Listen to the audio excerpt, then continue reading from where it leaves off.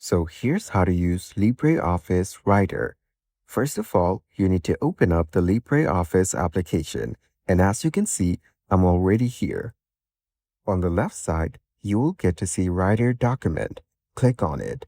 And as you can see, a new page has been opened.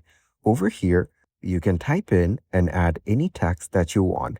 This is essentially the same thing as Microsoft Word, but for free. Also, after adding your text, you can use all of these features on the top to make changes.